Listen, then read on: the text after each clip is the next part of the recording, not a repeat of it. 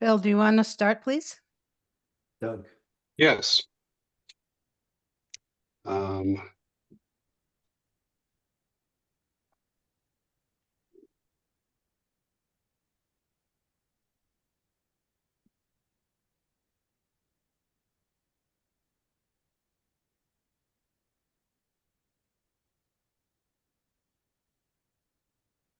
Okay, let's start. Welcome to this webinar organized by Jewish Voice for Peace Health Advisory Council. My name is Phil Brewer and I will be the moderator of today's program. I would like to make sure everyone is aware that we are recording this program, so if you prefer to remain anonymous as you're watching it, you can turn off your video, and you can also change your screen name to nothing or to just your initials. Dr. Alice Rothschild will be the co-moderator, and Dr. Rachel Rubin is providing tech support. Today's program is being presented in collaboration with Maria Hamlin-Zuniga and Miguel Garcia of People's Health Movement, with whom we have arranged to have simultaneous translation for our Spanish-speaking audience, to whom we extend a warm welcome. And thanks to our interpreters Aldana Almarez and Luciana Capuro. We would also like to recognize and thank our co-sponsors, American Friends Service Committee, USA Palestine Mental Health Network, People's Health Movement, American Friends Service Committee, FXB Center for Health and Human Rights at Harvard University, Friends of Seville, North America, Jewish Voice for Peace Academic Council, Just World Educational, Boston Workers Circle, the Seattle and Connecticut chapters of Healthcare Workers for Palestine, Science for the People, and International Solidarity Movement. In these programs, which we produce about every 4 to 6 weeks, we invite expert guests to discuss important topics having to do with health and healthcare in Palestine, including Gaza, the occupied territories, and East Jerusalem. Today's topic is Fast and Slow Genocide, Gaza and the West Bank. The world is divided between a vast majority of people, institutions, and governments who agree that Israel is committing genocide, and a minority who refuses to admit what is in plain evidence.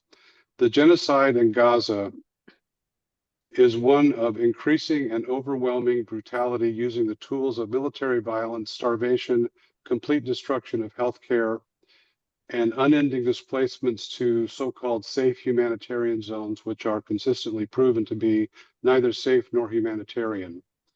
Even so-called humanitarian assistance distribution has been weaponized, with over 2,000 people who have been murdered by IDF soldiers and American mercenaries.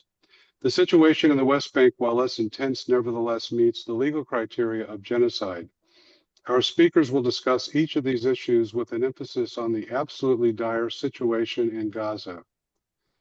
Dr. Mark Perlmutter is an orthopedic surgeon with extensive experience as a volunteer in disaster and conflict zones. He has completed 40 missions in such places as Haiti, Ground Zero on 9/11, Hurricane Katrina, Zimbabwe, and Ukraine. He's made 2 trips to Gaza since October 7th, 2023, at approximately a one-year interval, which gives him a certain perspective, and has seen the horrendous toll of mass casualties, the unprecedented predominance of infant, child, and female casualties. He was instrumental in documenting with X-ray evidence the fact that IDF snipers intentionally target young children. He has also borne witness to the deteriorating conditions on successive visits, noting that in addition to the trauma of exposure, wounds from bombings, drones, quadricopters, and snipers, and the lack of supplies and anesthesia, starvation is preventing wounds from healing and now directly causing death. Even his Gazan surgical colleagues, almost unrecognizable due to losing 30 to 40% of their body weight and more, have collapsed in the OR due to starvation. Aseel Aburass is the director of the Occupied Palestinian Territories Department for Physicians for Human Rights Israel, which, along with B'Tselem, recently produced and released a report documenting the fact that Gaza is, in fact, the scene of an ongoing genocide.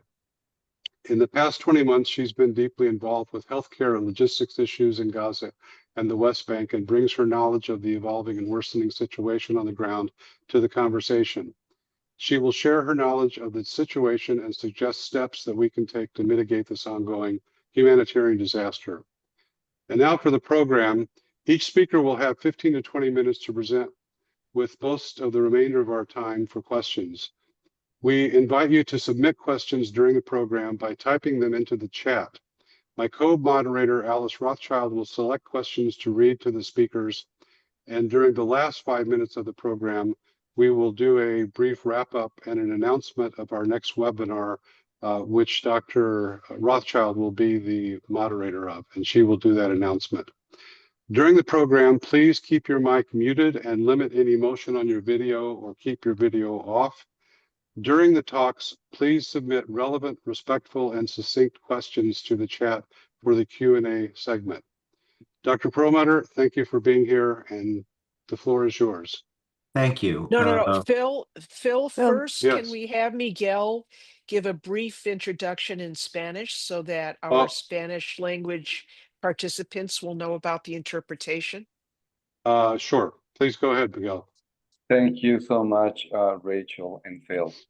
First of all, I would like to please take note that we have interpretation, so I will ask the speakers to speak a slow pace for the interpreters to be able to do their job. Okay, thank you for your understanding. Al mismo tiempo, quiero dar la bienvenida a las personas que se acaban de conectar para que sepan que tenemos interpretación, traducción simultánea disponible. Para poder obtener la traducción simultánea, deben hacer clic en el botón del globo en la parte de abajo del menú que dice interpretación y escoger su lengua de preferencia. Muchísimas gracias por acompañarnos en esta sesión.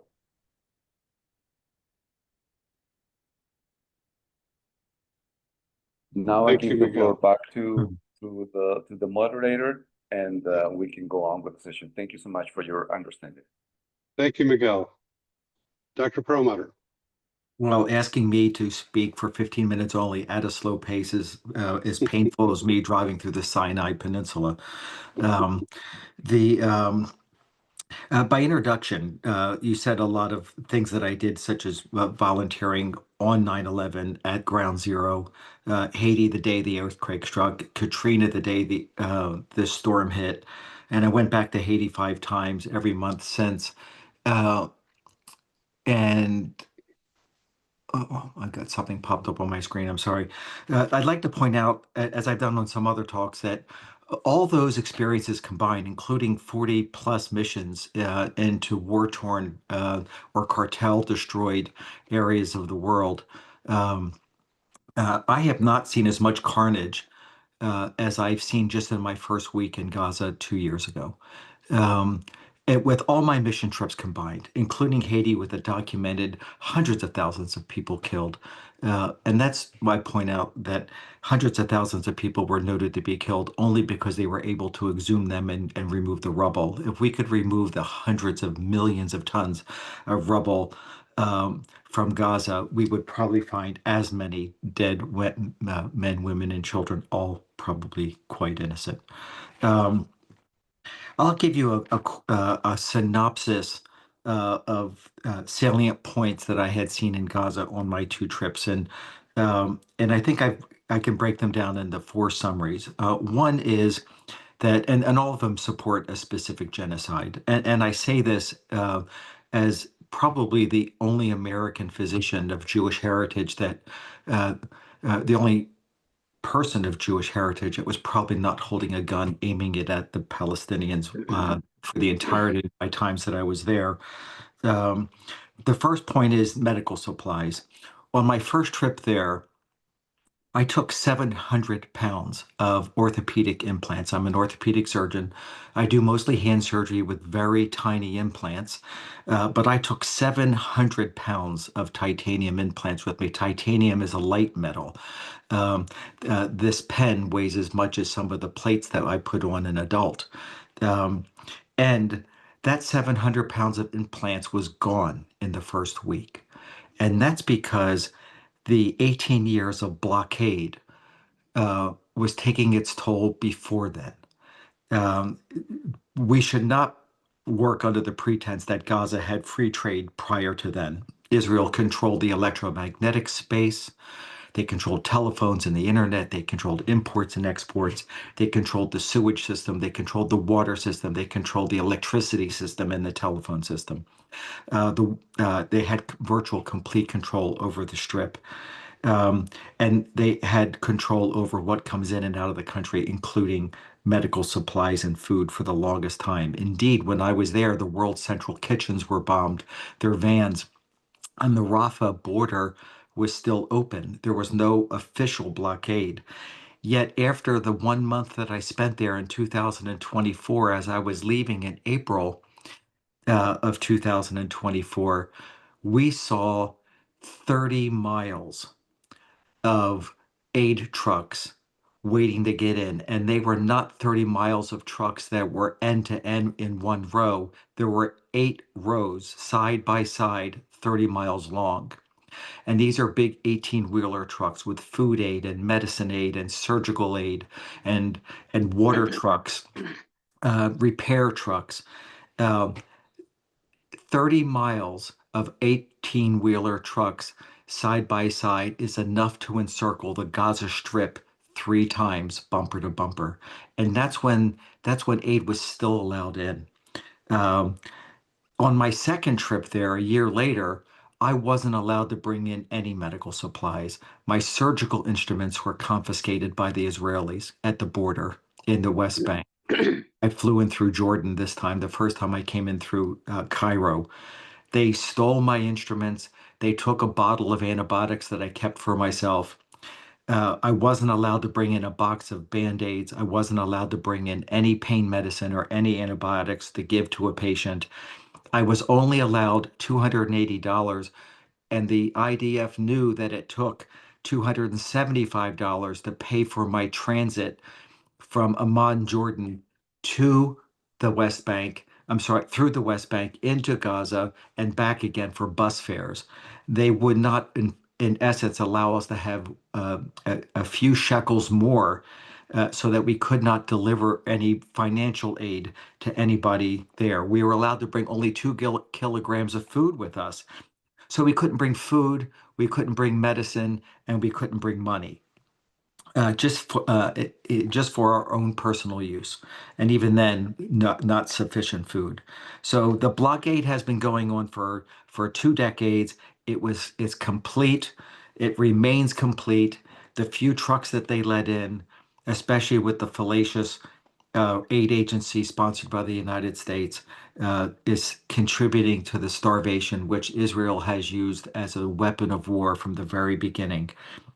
The second thing that I want to point out is I was there when the hospital got bombed, the Nasser Medical Complex, the first time.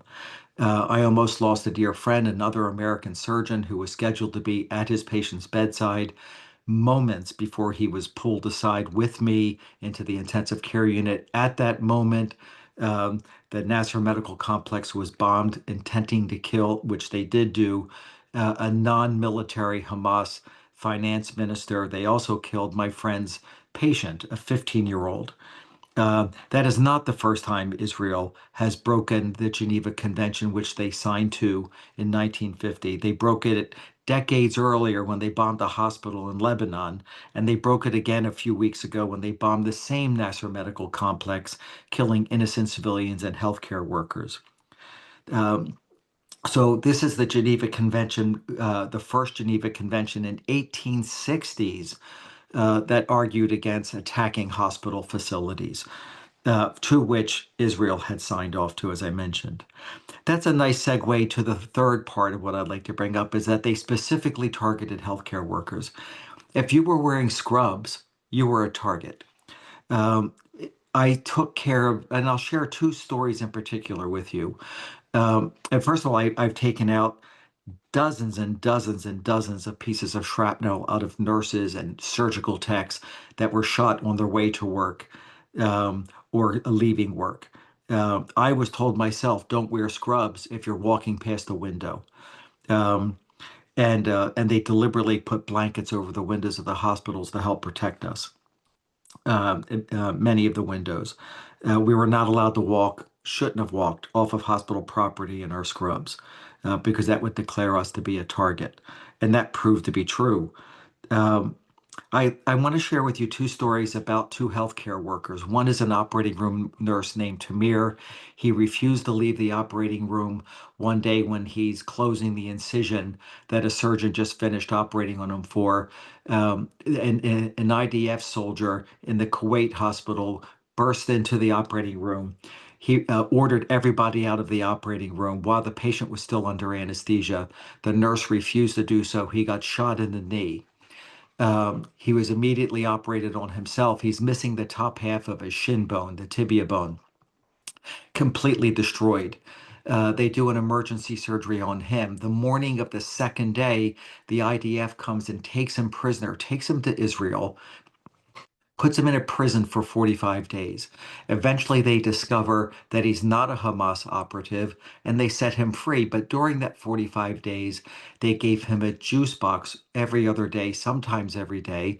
They kept him handcuffed with his arms separated. They kept him blindfolded. They didn't give him any solid food. They gave him absolutely no medical care for his leg. And on the 45th day, after he lost a third of his body weight, he was set free at the border for him to crawl 2.5 kilometers for help. But before they set him free, a female IDF soldier hit him in his face with a rifle butt, exploding his right eyeball.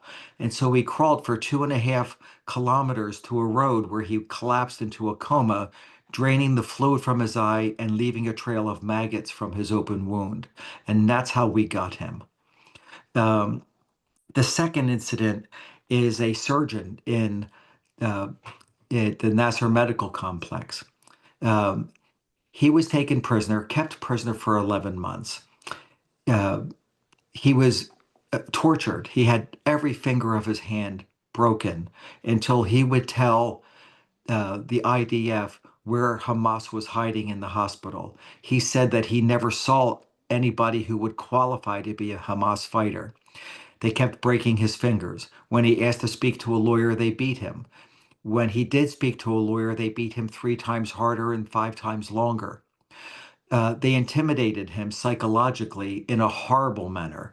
They showed him pictures of his children's bedroom window, a drone, and said, "We will send this drone in through your window and incinerate your children if you don't tell us the truth."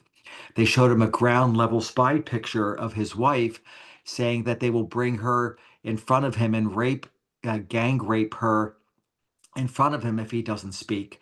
And then they stuck uh, pork blood soaked vegetables in his rectum, female IDF soldiers, trying to force him to talk. That level of psychiatric trauma for him was infinitely worse than the physical trauma of having his bones crushed.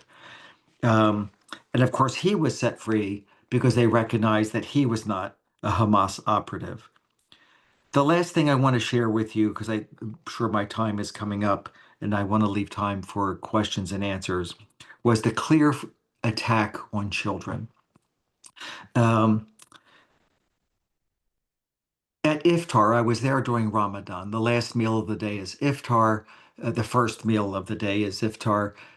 It's breaking of the fast, and it's in sunset. And after prayers, women and children would gather collectively for prayers and to eat, and men would do the same separately. These collections of women and children were deliberately targeted.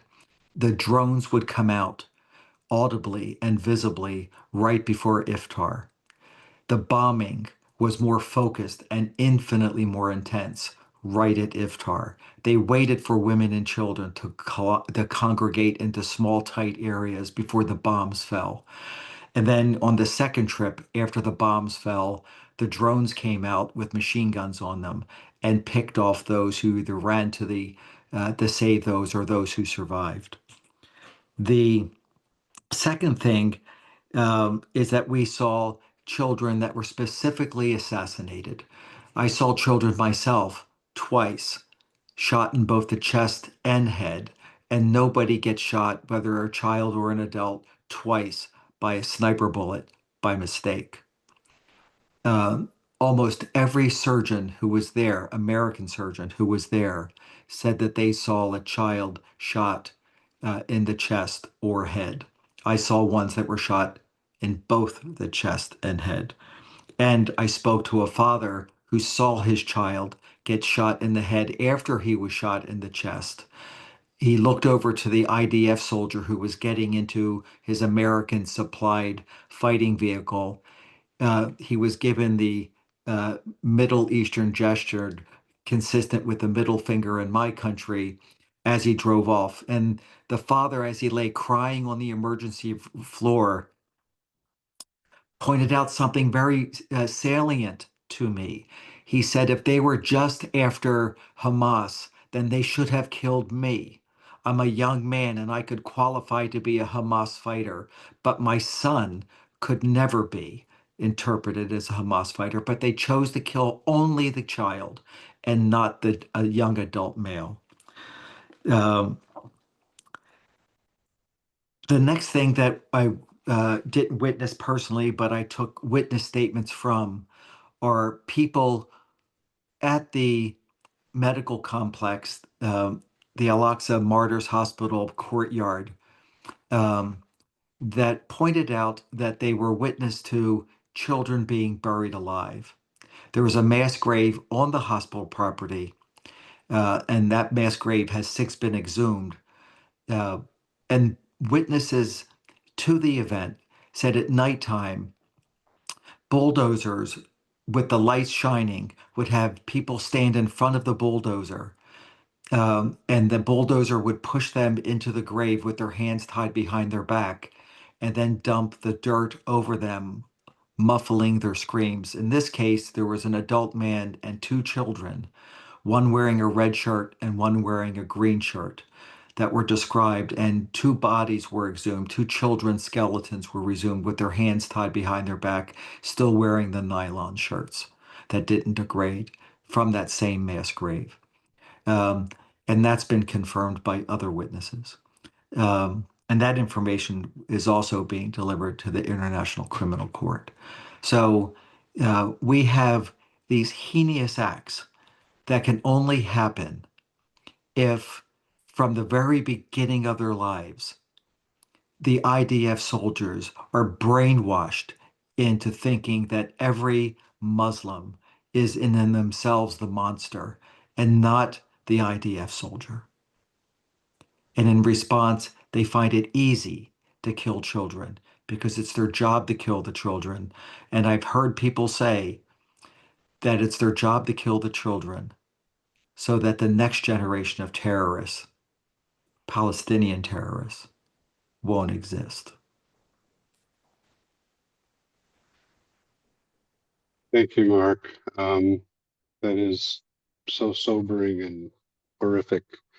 And yet we know it's been going on for 20 months now, every day, as you just described. We'll now pass the floor to Aseel, who, as I said in the introduction, is with Physicians for Human Rights Israel, PHRI. Aseel, the floor is yours. Thank you. Thank you, Mark, for sharing with us what you've witnessed in Gaza and Gaza's hospitals. And thank you, everyone, for joining us on a Sunday afternoon. So, as Phil already said, I speak from Physicians for Human Rights Israel, PHRI. We're an organization that was founded in 1988, working to advance the right to health for everyone's under Israel's control, including Palestinians, detainees, asylum seekers, and anyone who's excluded from care. And we combine documentation, direct support, legal intervention, and litigation as well. A little over a month ago, we have published a report where we basically accused Israel of committing genocide in Gaza. And often when people think of genocide, in public debate, the thinking is about mass killing. And that's one part of the Genocide Convention. And yes, we know that there's tens of thousands who have been killed directly by bombardment, with the estimation and with the estimation going at over 200,000 Palestinians who have been killed by Israel. What we have analyzed in our report, PHRI, and what really was struck with us is in the Genocide Convention, Article 2C, deliberately inflicting conditions of life calculated to bring about the physical destruction of the group. And the reason we focused on this is because in Gaza, as Dr. Marit already started in sharing, that the attack, the past 22 months, the attack is on the survival system itself. Healthcare is the pillar of a society. It's a way where you survive. It's what lets people give birth, treat cancer, survive infections, live with chronic illness. It's where you are born, where you get treated, and where you die. Destroy that, and you don't just kill. You don't just kill in the moment, but you also destroy the possibility of life continuing. And that's what the genocide in Gaza looks like. And of course, everything that I'm saying right now, it's not new. Dr. Mark also mentioned that healthcare has been attacked. Also, it's not the first time that healthcare has been attacked in Gaza. It was attacked before October 2023. Also in the West Bank. But what's happening since October is unprecedented in its scale and how it's being completed. It's basically an elimination, right?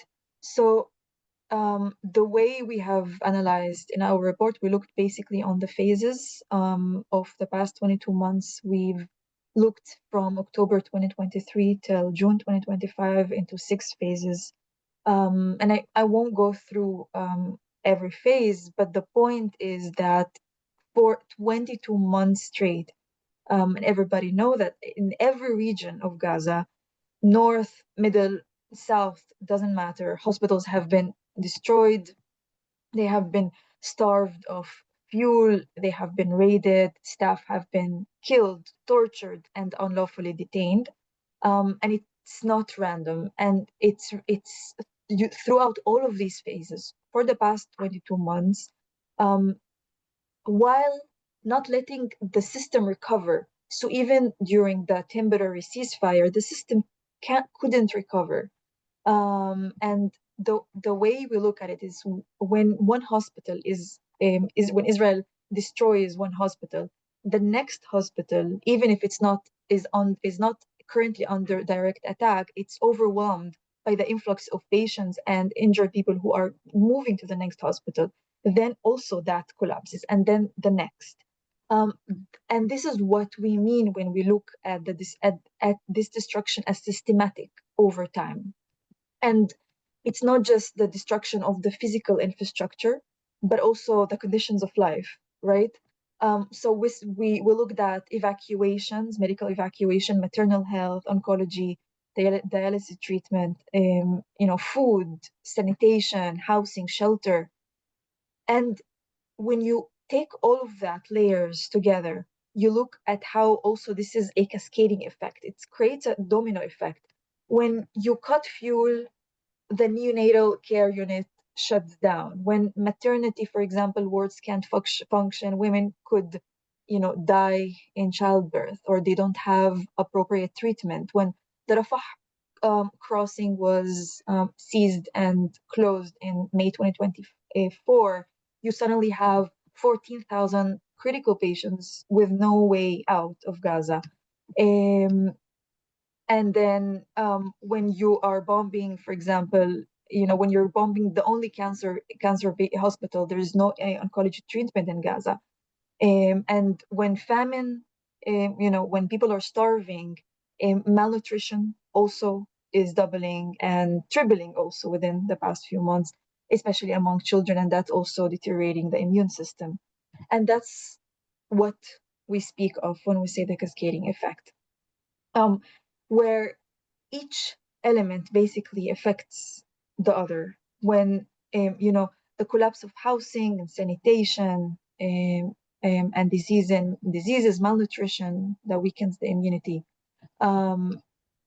doctors performing surgeries with little to no tools or inappropriate tools with no sanitations.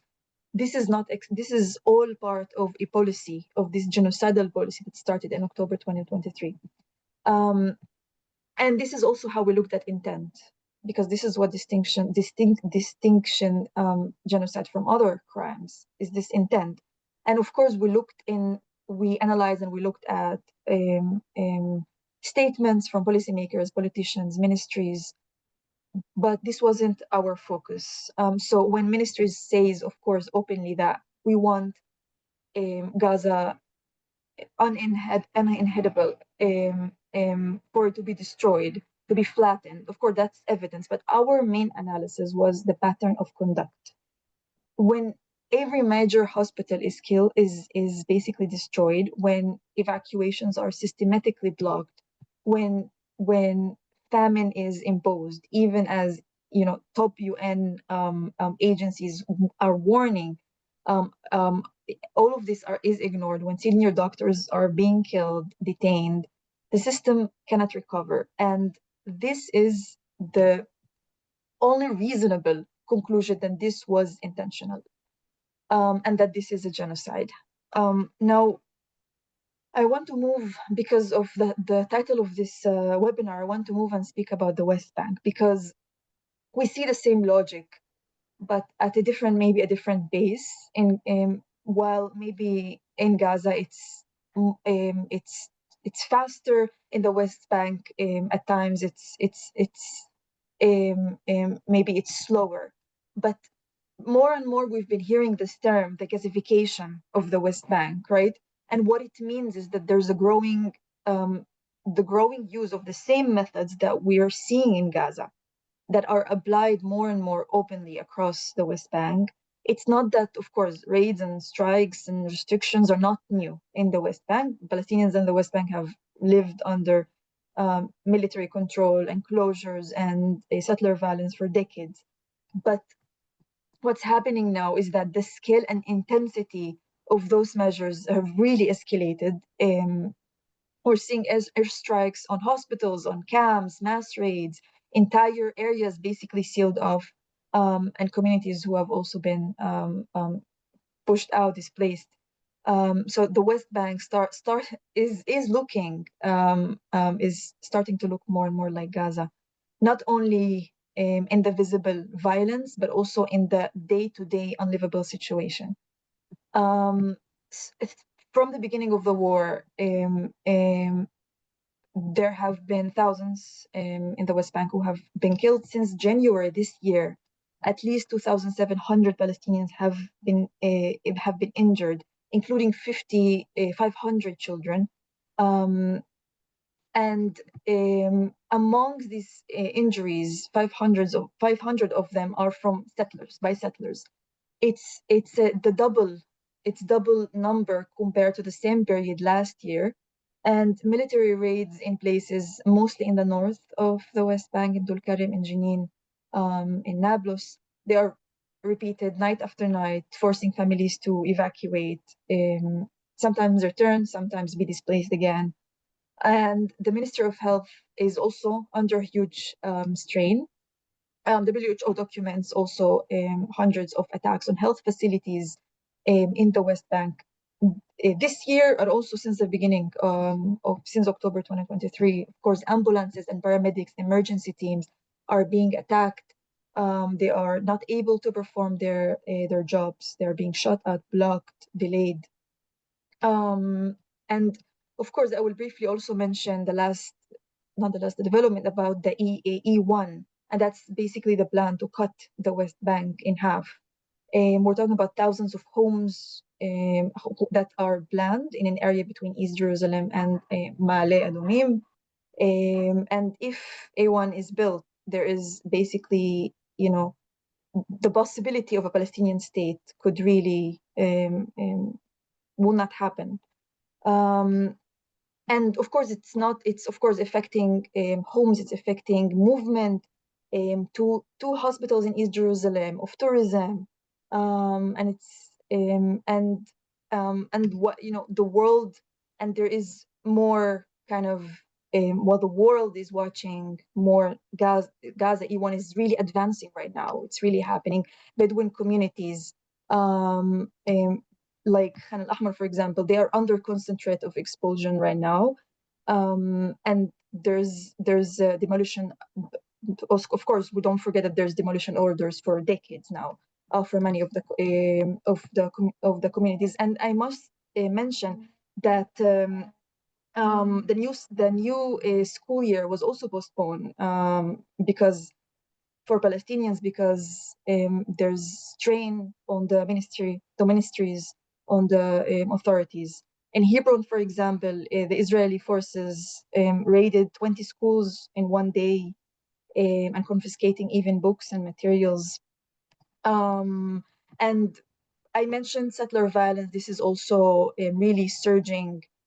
Just in the last week of 2 weeks ago, last week of August, there was reported 24 settler attack in 1 week across 20 communities in the West Bank. For example, in Taipei, which is close to Ramallah, families were also forced to leave after settlers repeatedly invaded their houses.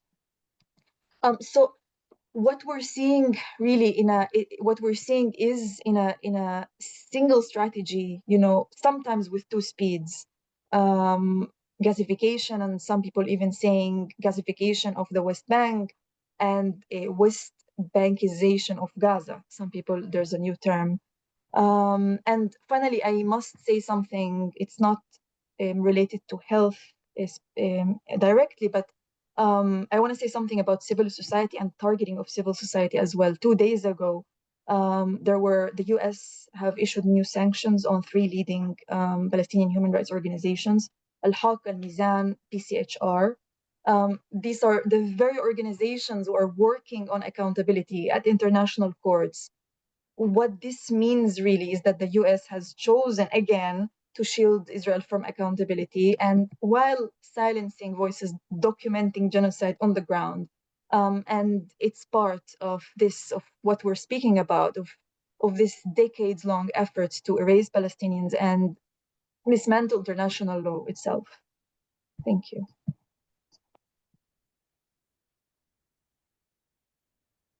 Thank you very much. We're now going to proceed to our question and answer period. And before we do, I would like to recognize a guest. And actually, I will ask Dr. Rothschild to do so. This is one of the fruits of our burgeoning relationship with People's Health Movement.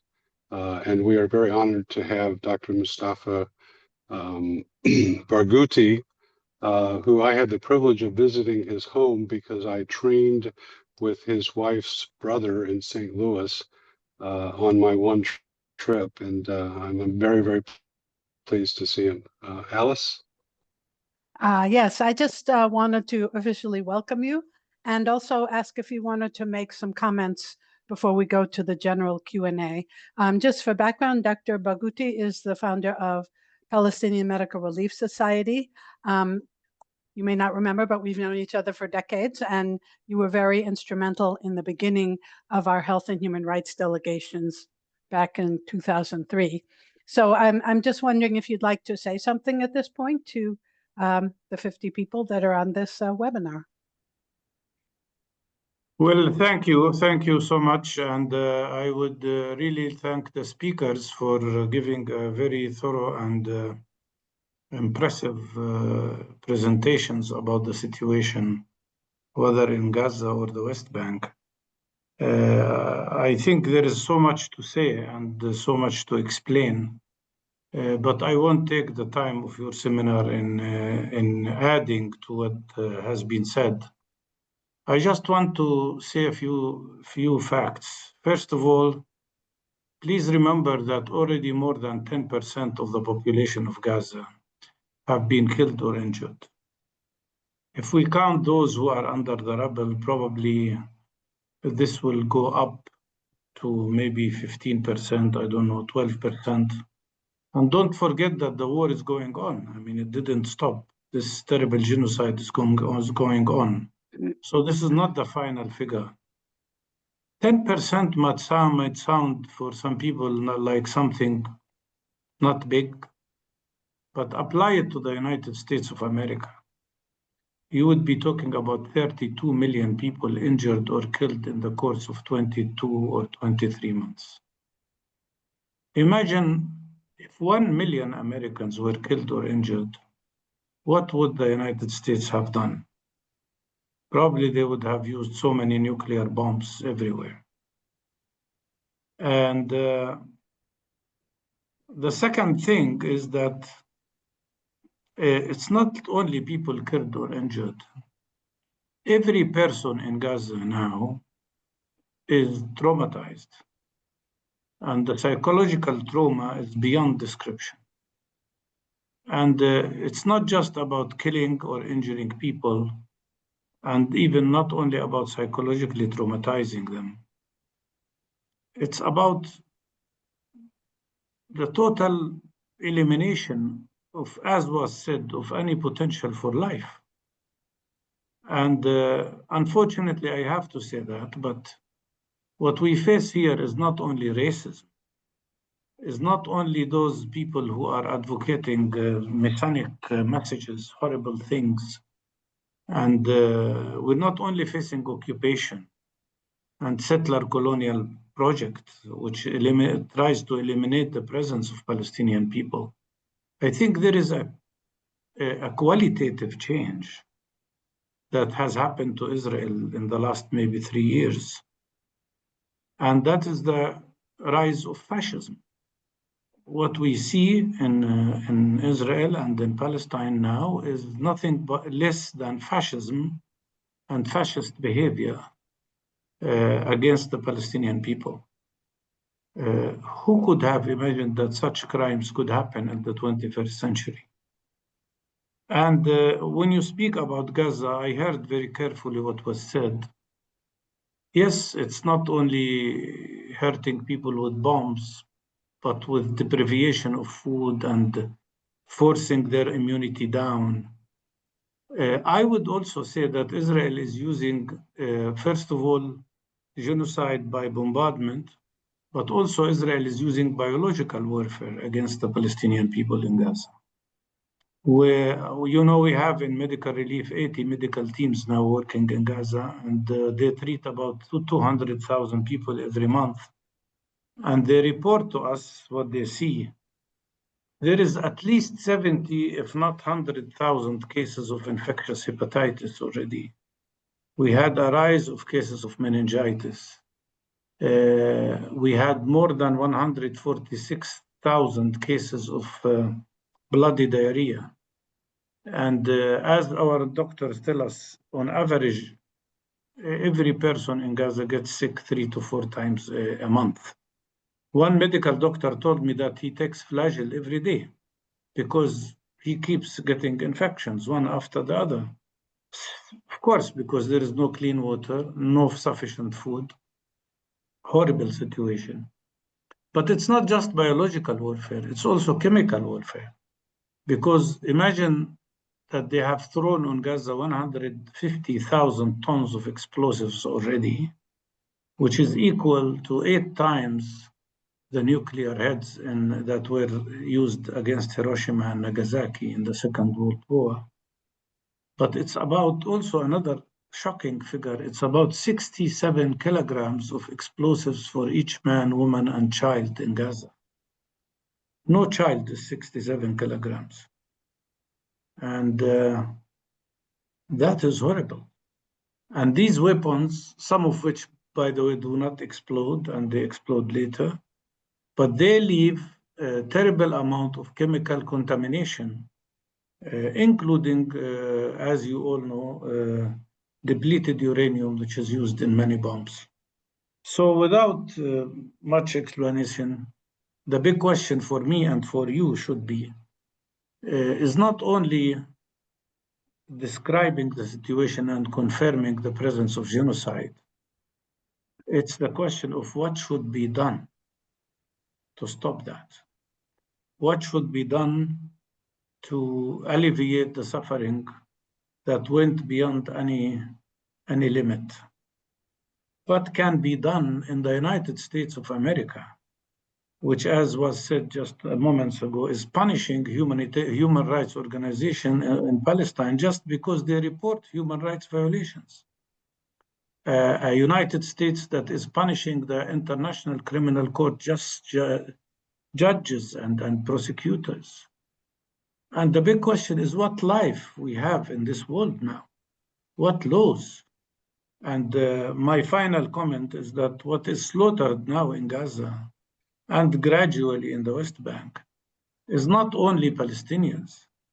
What is slaughtered is international law and international humanitarian law. And the whole order that was created after Second World War. And you can imagine what would be the impact of letting everybody in this world think that we live according to the rules of jungle and not according to international law. That's why I just finished by saying I urge everyone who is participating today, think about what you can do to stop this terrible atrocity. It's our responsibility, all of us. Thank you so much. Thank you very, very much. And thank you for coming. So I think we're going to go to questions now. And Phil, should I read the first question? Yes, go ahead. Okay. This is a question for Mark Perlmutter. It seems that the Israeli soldiers can occasionally come to the conclusion that someone is not a Hamas fighter, resulting in their eventual release. How do they reach a conclusion about Hamas affiliation? It's so mystifying. Well, I don't really think the Israeli soldiers give a hoot who's Hamas and who is not. The number one supplier of weapons to Hamas was, in fact, Bibi Netanyahu. For those who, this is not the time to explain the history, but Hamas has been an operative supported by Netanyahu for decades in order to separate the West Bank from the Gaza Strip politically, so he would eliminate the chances of a one-state solution. That is another story. So I don't think they really cared that they were Hamas. They were taking healthcare workers to try to identify where Hamas was hiding, thinking that they would cave and say, "Oh yeah, we see them all the time in the tunnels." And of course, the fact that Hamas was hiding in tunnels has been debunked. On page 1 of the New York Times, the accusation was established for Al Shifa Hospital, and on page 35 of a Saturday section, it was debunked that they published it, even though Al Shifa Hospital was built by Israel, and they knew where there were really tunnels and that they were HVAC tunnels. So the concept of Israel is fighting Hamas is baloney. This is not a war against Hamas. That's an excuse. This is a war that Israel's trying to gain, or Netanyahu and his corrupt right-wing party is trying to gain land, and they don't really care if they kill the Palestinians to do so. I want your land and I'm willing to kill your kids to get it. This is just a land grab. They want the $2 trillion of natural gas off of Gaza City, in the Mediterranean. They want Greater Israel because it includes the Jordan River and all the oil fields surrounding Israel. That's the map of Greater Israel that Netanyahu himself showed at the UN. He didn't show a picture of a map of Israel and occupied territories. He wants the northern half of Iraq. He wants the western half of Syria. He wants the northern half of Egypt, because he wants the Nile and he wants the Jordan River because that's the only major water supplies. He wants the oil fields and the natural gas fields in the Mediterranean. This is a money grab. It has fighting Hamas was always a bullshit excuse. I think to address the last speaker's point, though, I think and hope some of the questions really focus on what we can do about it. I think the focus has to be on recognizing that the number one occupied territory by Israel is not Gaza. It is not the West Bank. It is the American Senate building. That's their number one occupied territory. If we want to get rid of the carnage that's happening, we have to eliminate their operatives inside that occupied territory. We have to de-elect people like Schumer and Hakeem Jeffries. Schumer, who got $1.7 million, who I called his office from Gaza the day that the World Central Kitchen Bank vans were bombed. And I begged for him, spoke to his secretary 4 times, begged for him to intervene to guarantee the safety of Americans that were there. I contacted the American embassy in Tel Aviv and Jerusalem 4 times each, and all of those 12 communications, all of them went unanswered. Um, and because they don't really care about Americans there, they certainly don't care about Palestinians there. It has to do with the money. Chuck Schumer's not going to vote against Israel or their actions and take $1.7+ million from them. Biden, who a self-declared Zionist, received millions of dollars in his lifetime from AIPAC. Only when we realize that the number one occupied territory is the American government buildings can we make a difference. Thank you. Another question is about understanding the civilian attitudes in Gaza towards Hamas, about their previous rule, their tactics during this war. That's Do you easy. have, okay, say so. That's super easy. Most Palestinians wouldn't know Hamas fighter if they fell over him. Hamas fighters were numbered at 36,000 out of 2.5 million at the beginning of the war. Let's do those numbers. Your chances of in a population of 2.5 million, that's like asking me I live 45 miles from Raleigh. That's like asking me, do I know somebody on Ray Street in Raleigh? The answer is no, particularly since they don't wear uniforms and they come out at nighttime. You might see them in green uniforms with red bandanas at the time of a hostage release or when they're trying to do a press thing, but they're just normal people. And then I think you have to watch how we identify Hamas. I mean, by federal and international law, anybody who defends their own territory that they live in is not a terrorist. They're defending their occupied territory. We had no trouble calling the Jews in the Warsaw Ghetto freedom fighters. We had no trouble calling Americans during the Revolutionary War heroes. We had no trouble, looking at the French resistance as heroes.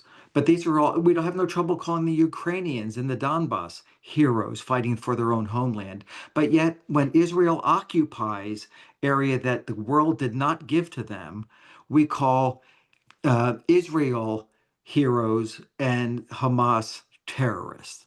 They're just as much, in my mind, they're the real freedom fighters in this. And Israel's the equivalent, in my mind, to the Nazis that killed Jews in the Holocaust, that my father took photographs of as he helped liberate the death camps as a Jewish physician at the end of World War II.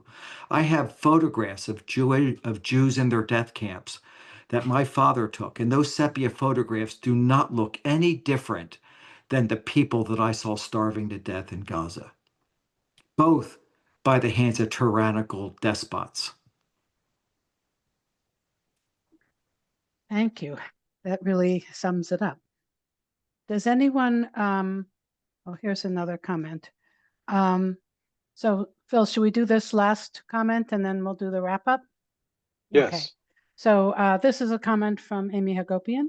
We've had some recent success by working within local Democratic Party organizations. In the 37th Legislative District of Washington, South Seattle, we passed a resolution condemning Senator Maria Cantwell for canoodling with Netanyahu during his July visit to Congress. It passed 48-2. She is furious. Well, that is excellent. I think, the Congress has been quite supine and not using any of their powers in any good way, but it is important to keep poking them as much as possible and making it having a price to standing with Israel, right or wrong, which is currently what Congress mostly does. So I think maybe it's time to wrap up because it's been almost an hour. We have a few more things to say. First of all, I really urge people to check out our website, jvphealth.org. I've put that in the chat. We'd love for you to sign up. And if you sign up, you will get weekly updates and announcements about webinars and other events and petitions to sign. We'd also like you to consider making a donation of however much you got to help us cover the cost of Spanish interpretation. This is very exciting for us that we're now reaching out to partners in the Global South. And the first step was obviously to have Spanish interpretation of our webinars. And again, the link for that is also on the website. And I also put the link for donations in the chat. Currently, we are sending out urgent health and human rights updates every week on Gaza, the West Bank, and anything else horrific that's going on. And these are all posted on our website, put in our emails. We urge people to read them, to share them, to use your social media to highlight articles that you think are particularly powerful. And we also have other, obviously, advocacy and writing in both medical and non-medical journals. In terms of our next webinar, that will be on October 19th at 10 a.m. Pacific time, so you can translate it to whatever hemisphere you're currently in. And what we're going to do is screen about a 20-minute film called Severed, made by a group called Donkey Saddle. And this explores the life of a young man in Gaza whose leg was hit by an Israeli military, I don't know what, whether it was a sniper or what, but he had an amputation. And then it explores the consequences of having an amputation in Gaza to the life of a young man.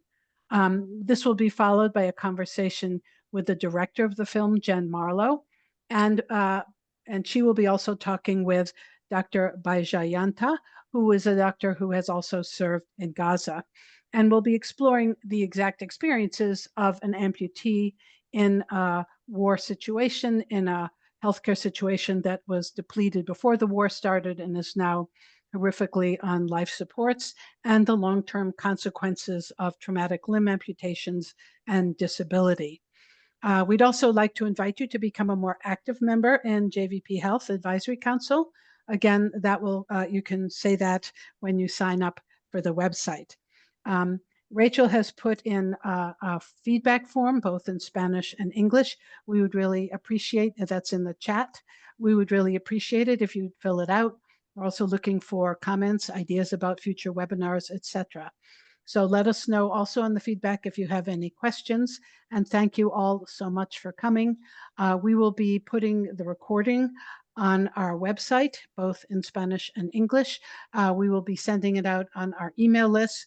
And please feel free to circulate this way beyond in whatever way you can. So thank you all for being here. Thank you all. Thank you. Okay. Take care. Can we still talk for a little bit? Sure. Do you want to Sure. wait for people to sign off, or do you? Yeah, Okay, absolutely. Give it a minute.